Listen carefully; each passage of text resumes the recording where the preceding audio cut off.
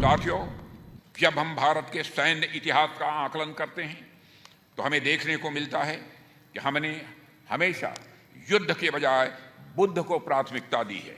हालांकि भारतीय सेना ने लगातार इस बात को कई बार सिद्ध किया है कि शांति हमारी कमजोरी नहीं बल्कि हमारी ताकत की यह निशानी है। हमारे पास ताकत है, उसके बावजूद भी हम हमेशा शांति के पक्षधर रहे हैं।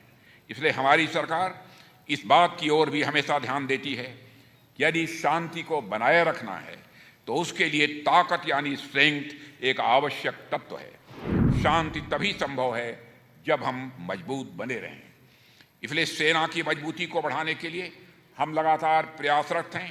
रोज नए अत्याधुनिक बेड़े हमारी सेनाओं में शामिल हो रहे हैं। साथियों, जब हम भारत के सैन्य इतिहास का आकलन करते हैं तो हमें देखने को मिलता है कि हमने हमेशा युद्ध के बजाय बुद्ध को प्राथमिकता दी है।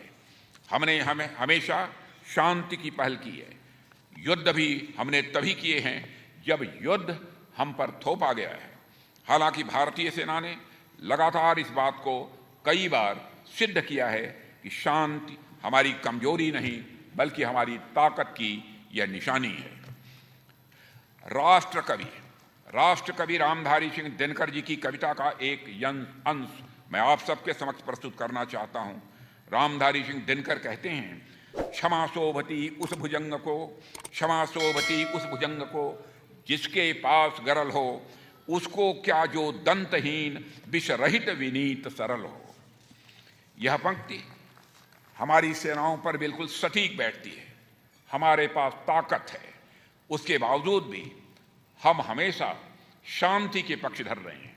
इसलिए हमारी सरकार इस बात की ओर भी हमेशा ध्यान देती है कि यदि शांति को बनाए रखना है तो उसके लिए ताकत यानी स्ट्रेंथ एक आवश्यक तत्व है।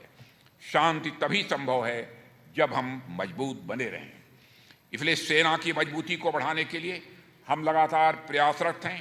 रोज नए अत्याधुनिक बेड़े हमारी सेनाओं में शामिल हो रहे हैं। हमारी सेना आत्मनिर्भरता के रास्ते पर चलते हुए अपने मॉडर्नाइजेशन की ओर तेजी से बढ़ रही है। आज हमारी सीमा पर खड़े जवानों के हाथों में उन्नत किस्म के हथियार हैं। अग्निवीर के बाद हमारी सेनाओं में नया एक युवा जोश भी आया है। इसके अलावा सशस्त्र बलों में महिलाओं की भागीदारी पहले से कहीं अधिक बढ़ी है। मुझे बताया गया कि हमारी एक बहादुर बिटिया कैप्टन शिवा चौहान विश्व के सबसे ऊंचे युद्ध क्षेत्र सियाचिन में तैनात हुई है। इसके अलावा भी नारी शक्ति के मिसाल के तौर पर सेना की मिलिट्री पुलिस में शामिल हुई महिला सैनिकों को देश के विभिन्न दुर्गम क्षेत्रों में भी तैनात किया जा रहा है।